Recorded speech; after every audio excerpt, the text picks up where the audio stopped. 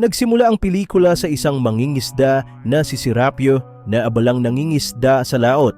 Habang hinihila niya ang lambat, laking gulat niya nang makakita ng isang magandang babae sa gitna ng mga isda. Kaagad niyang sinagip ang babae at binigyan ng mouth-to-mouth resuscitation. Ang nakakagulat na natiling buhay ang babae matapos ang lahat ng nangyari. Agad na humingi ng tulong si Serapio kahit pa nakainom siya ng maraming tubig, ngunit iginiit ng babae na ayos lang siya at ayaw niyang makita ng iba. Dahil dito, nagpasya si Serapio na huwag nang tumawag ng pulis. Hindi rin maalala ng babae ang kanyang pangalan. Sa huli, dinala siya ni Serapio sa isang bakanting bahay na dating pag-aari ng kanyang yumaong ina. Iniwan ni Serapio ang babae nang mag-isa sa bakanting bahay at nagtungo sa dati niyang asawa na si Carla. May mahalaga siyang kailangang gawin. Dalhin si Carla sa ospital upang kunin ang kanilang anak na si Annie. Si Annie ay may sakit sa bato kaya kinakailangan niyang sumailalim sa dialysis sa ospital bawat linggo. Habang hinihintay ang proseso ng dialysis, nagkuwento si Serapio sa kanyang anak. Isinalaysay niya ang tungkol sa isang mangingisda na aksidenteng nakahuli ng isang magandang babae sa kanyang lambat. Hindi nagtagal, natapos na ni Annie ang kanyang dialysis therapy. Tuwang-tuwa siya habang nakasakay sa wheelchair at lalo siyang nasurpresa nang pahiramin siya ng ospital ng isang electric wheelchair. Masaya niyang nilalaro ang mga pindutan habang inihahatid siya ni Serapio pabalik sa bahay ng kanyang ina. Pagdating nila roon, naabutan nila ang kasintahan ni Carla na si Alex. Kinabukasan, lumabas na madalas maglasing sina Carla at Alex, ngunit sa kabila nito, nagmamalasakit pa rin sila kay Annie. Bago umalis si Serapio upang manghuli ng isda, muling nakita niya ang magandang babae na natagpuan niya noong nakaraang araw. Habang nag-uusap, muling tinanong ni Serapio ang babae tungkol sa kanyang pangalan. Sumagot siya na ang pangalan niya ay Ondine na nangangahulugang babae mula sa karagatan. Hiniling din ng babae na isama siya ni Serapio sa pangingisda. Sa huli, pumayag si Serapio na dalhin siya sa laot. Sa kasamaang palad, kakaunti lamang ang nahuling isda ni Serapio. Dahil dito, nagsimulang kumanta si Ondine gamit ang kanyang nakakabighaning tinig. Nang muli niyang itaas ang lambat, laking gulat niya nang makita ang maraming higanting lobster na nakulong doon. Tila nagdala ng swerte ang pagkanta ni Ondine dahil napakarami ng nahuli nila sa araw na iyon. Dahil dito, inimbitahan ni Serapio si Ondine na sumama sa bayan upang ibenta ang kanilang mga huli. Gayunpaman, tumanggi si Ondine sapagkat ayaw niyang makita ng iba at nais lamang makasama si Serapio. Matapos maibenta ang mga lobster, pumunta si Serapio sa tindahan at bumili ng damit para kay Ondine. Pagkatapos, nagmadali siyang bumalik sa bahay at iniwan ang mga damit bago tumungo sa paaralan ni Annie upang sunduin ang kanyang anak na babae. Hiniling ni Annie kay Serapio na ipagpatuloy ang kanyang kwento. Ayon kay Annie, ang babae sa kwento ng kanyang ama ay isang Selkie, isang mythological character na isang seal na kayang mag-anyong tao. Matapos ihatid si Annie sa bahay ni Carla, umuwi na si Serapio. Gayunpaman, si Annie na labis na curious tungkol sa mga kwento ng kanyang ama ay nagpasyang sundan siya. Pagbalik ni Serapio sa bahay ng kanyang yumaong ina, binigyan niya si Ondine ng maraming pagkain at isang bagong damit na labis na ikinatuwa ni Ondine. Bilang tanda ng kanyang pasasalamat, hinalikan ni Ondine si Serapio sa pisngi. Samantala, naghinala si Annie na may itinatago ang kanyang ama sa bahay ng kanyang lola. Dahil dito, upang maghanap ng impormasyon tungkol sa mga Selkie, nagtungo si Annie sa library. Kinabukasan, dala pa rin ng kanyang kuryosidad, nagpasya siyang pumunta sa bahay ng kanyang yumaong lola. Doon, nakita niya ang isang babaeng lumalangoy sa karagatan. Sigurado si Annie na ang babaeng ito ay si Ondine,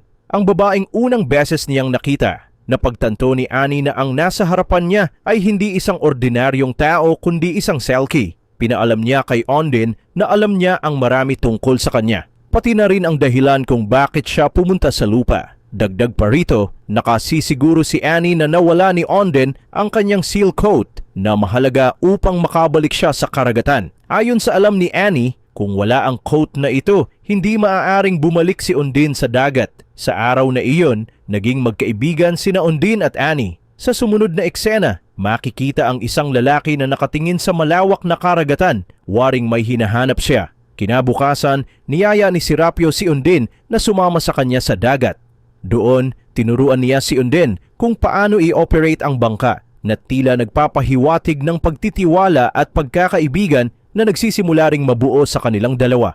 Ngunit sa gitna ng karagatan, isang marine officer ang dumaan sa kanilang lugar. Sa sobrang takot, agad na nagtago si Undin sa ilalim ng bangka at ginamit ang kanyang mga paa upang magmaneho. Ang kakaibang tanawing ito ay naging dahilan upang hindi maging komportable si Serapio. Pagkatapos nito, nagsimula namang kumanta si Undin at ang nakapagtataka, ang lambat ni Serapio ay biglang nakahuli ng napakaraming isda kabilang ang mga salmon, isang bagay na bihirang mangyari gamit lamang ang isang karaniwang lambat. Gayunpaman, naghinala ang mga marine officer at lumapit sila sa bangka ni Serapio. Iniisip na maaaring gumagamit siya ng ilegal na lambat. Itinanggi ni Serapio ang paratang, ngunit sinuri pa rin ng mga opisyal ang bangka.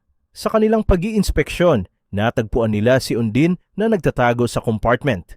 Nang tanungin siya, sinabi ni Undin na siya ay si Arlen, isang kaibigan ni Serapio. Dagdag pa rito, iginiit ni Undin na karaniwang lambat lamang ang ginamit ni Serapio, kaya napaniwala nito ang mga opisyal at napalampas ang sitwasyon. Umalis na ang mga opisyal at pagkatapos ay inimbitahan ni Serapio si Undin na sumama sa kanya sa palengke upang magbenta ng mga isda. Dahil nakita na siya ng ibang tao, pumayag si Undin na sumama. Habang naglalakad, napansin ni Undin ang isang misteryosong lalaki na nakatingin sa kanya mula sa di kalayuan. Nang makarating sila sa mainland, naging sentro ng atensyon si Undin. Ngayon lang, nakakita ang mga tao, lalo na ang ibang mangingisda, ng isang napakagandang babae sa kanilang lugar. Sa palengke, kumita ng malaki si Serapio sa pagbebenta ng mga isda dahil sa kanilang magandang kalidad. Matapos magtinda, nagpasya silang pumunta sa bayan upang sunduin si Annie. Habang abala si Undin sa pamimili ng mga bagong damit, ilang kababaihan ang nakamasid sa kanya mula sa labas. Labis na namangha sa kanyang kagandahan. Kinabukasan, bumisita si Annie kay Undin at nagpasya si Undin na turuan siya kung paano lumangoy. Habang nasa dagat, biglang natigilan si Undin nang may makape ang kanyang paa sa ilalim ng tubig. Lumabas na ito ang nawawala niyang seal coat. Sinabi ni Annie na para manatili si Undin sa lupa ng 7 taon pa, dapat nilang ibaon ang coat sa lupa. Agad nilang isinagawa ito at ibinaon ang coat sa hardin sa likod ng bahay. Nangako silang hindi ipapaalam ang sikreto sa kahit sino. Kalaunan ng hapon, dinala ni Serapio sina Undin at Annie sa isang festival sa bayan. Habang nag-e-enjoy sa kasiyahan, ikinuwento ni Annie ang alamat ng Selkie na labis na nagbigay ng interes sa kanilang kwentuhan.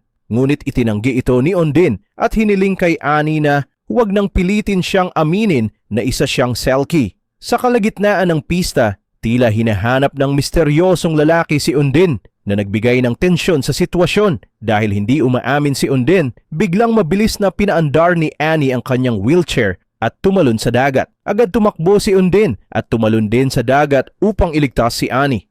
Sa gitna ng kaguluhan, sinabi ni Annie sa kanyang ama ang nangyari. Sa kabutihang palad, ligtas si Annie at nadiskubre nilang kayang huminga ni Undin sa ilalim ng tubig na patunay ng kanyang tunay na kalikasan. Kalaunan, inihatid nila si Annie pauwi at sinamahan pa rin ni Serapio si Undin marahil upang siguraduhing ligtas siya mula sa anumang banta. Pagkarating sa bahay ng kanyang yumaong ina, inamin ni Serapio kay Undin na dati siyang lasenggo at ito ang dahilan kung bakit hindi niya nakuha ang kustodiya ni Annie noon. Dahil sa kanyang pagmamahal sa anak, nagpasya siyang magbago at talikuran ang bisyo. Ang pag-uusap na ito ay nagdala ng mas malalim na koneksyon sa pagitan nina Serapio at Undin habang parehong inuuna ang kapakanan ni Annie. Noong gabing iyon, nadalabang dalawa sa kanilang nararamdaman at nagsimulang magklap-klapan. Kinabukasan, nagtungo si Serapio sa simbahan at ipinagtapat sa pare ang kanyang takot na mawala si Undin sa kanyang buhay, kasabay ng kanyang pagsisikap na maging mas mabuting tao. Sa araw ding iyon, sinamahan ni Serapio si Annie sa kanyang dialysis therapy. Ngunit pagbalik nila mula sa ospital, nagulat sila nang matuklasang wala na si Carla sa bahay, na nag-iwan ng maraming tanong sa kanilang isipan. Dinala ni Annie ang kanyang ama sa K-bar, kung saan nakita nila sina Carla at Alex na naglalaro ng bilyar at umiinom. Humingi si Serapio ng pahintulot na payagan si Annie na manatili sa kanyang bahay, ngunit tumanggi si Carla at pabirong sinabing makipaglampungan na lang siya sa kanyang sirena.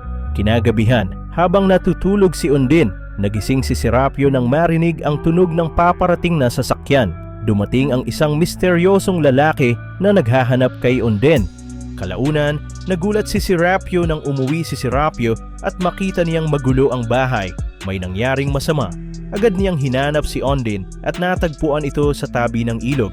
Lumabas na ang misteryosong lalaki ay asawa ni Undin at pumunta ito roon upang makita siya. Iniutos ni Serapio na paalisin ang asawa ni Undin batay sa sinabi ni Annie na kapag humiling sa mga sirena, natutupad ang lahat ng kanilang kahilingan.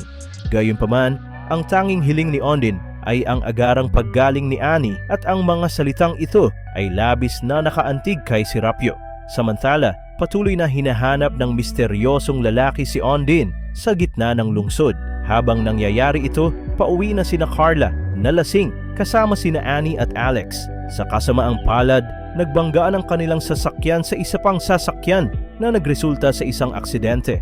Tumilapon si Alex palabas ng sasakyan at agad na namatay sa lugar. Si Serapio na kasama si Undin sa bayan ay nagkataong nakita ang aksidente. Nang mapansin niyang sasakyan iyon ni Carla, labis siyang nagpanic. Sa ospital, sinabi ng doktor kay Serapio na sa kabutihang palad ay nakaligtas si Annie sa aksidente. Gayunpaman, kailangan ni Annie ng agarang operasyon para sa kidney transplant.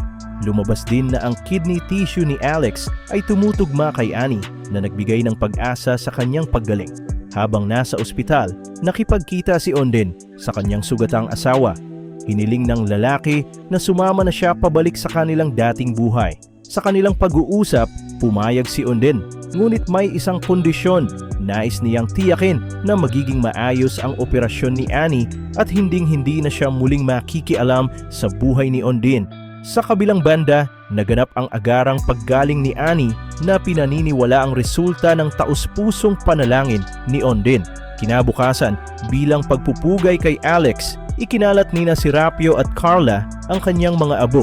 Nagbigay pugay sa kanyang sakripisyo. Pagkatapos ng insidente, pinahintulutan ni Carla si Serapio na alagaan si Annie, ngunit may kondisyon, hindi siya maaaring makasama si Undin. Nang gabing iyon, pinilit ni Carla si Serapio na samahan siyang uminom sa K-bar.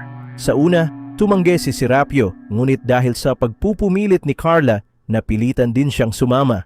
Pag-uwi ng lasing na si Serapio, hinanap niya agad si Undin at natagpuan itong nagtatago sa kanyang bangka. Kinuha niya ang babae at dinala sa isang isla na may lighthouse, kung saan maraming seal sa dalampasigan. Sa kalasingan, pinilit ni Serapio si Undin na bumaba sa isla at iniwan itong mag-isa, walang magawa sa gitna ng kalungkutan at kawalan.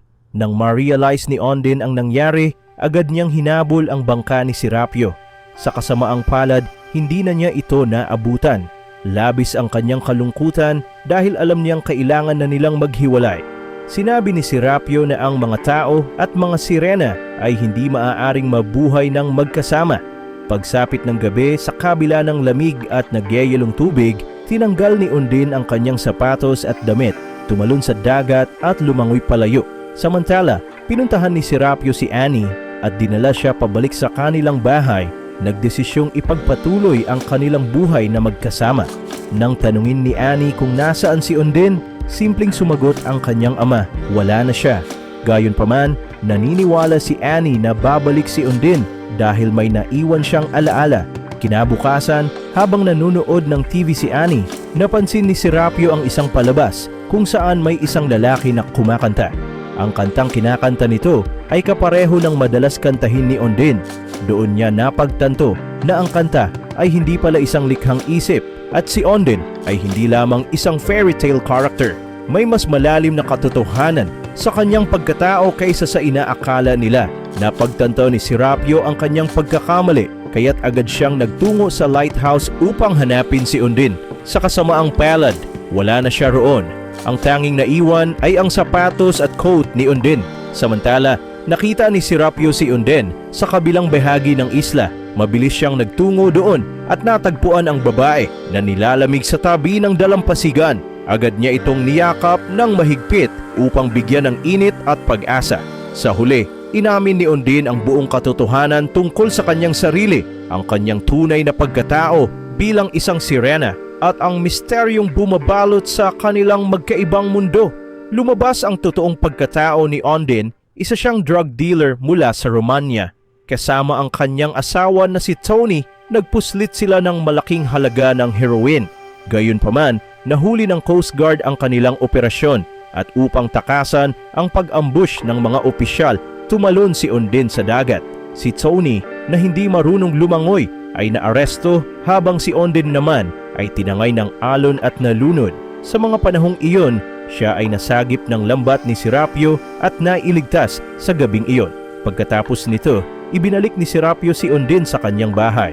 Gayunpaman, hindi nila inaasahan ang pagdating ng mga hindi inanyayahang bisita. Naroon si Tony na nakatakas mula sa kustodiya at nagbanta na papatayin si Annie. Naglaban sina Serapio at Tony, ngunit kasama ni Tony ang kanyang mga kaibigan. Agad nilang tinutukan ng baril si Serapio, naglagay ng tensyon sa sitwasyon at inilagay sa panganib ang lahat. Hindi nagtagal, inutusan ni Tony si Ondine na ibigay sa kanya ang lahat ng droga upang mailigtas sina Serapio at Annie. Walang nagawa si Ondine kundi ibunyag kung saan niya itinago ang heroin, sa likod ng bahay, sa ilalim ng hardin. Ngunit nang hukayin ni Tony ang nasabing lugar, wala siyang nakita. Lumabas na inalis ni Annie ang coat ni Ondine kung saan nakatago ang heroin at inilipat ito sa ibang lugar. Sa huli, ibinunyag ni Annie na ang coat ni Ondine ay nasa loob ng lobster trap na nasa dagat. Pumunta sila sa bangka upang hilahin ang lobster trap. Habang ginagawa ito, sinubukan ni Tony na kunin ang droga, ngunit dahil hindi siya marunong lumangoy, itinulak siya ni Ondine sa dagat.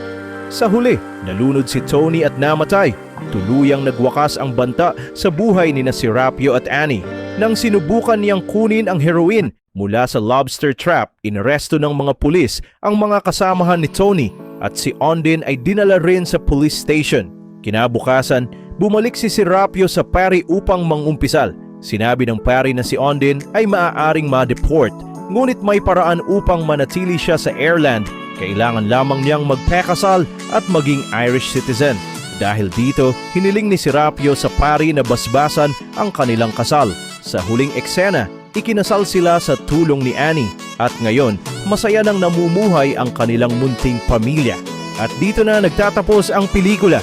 Kung nagustuhan mo, pindutin ang like button at mag-subscribe para mapanood ang susunod na recap. Salamat!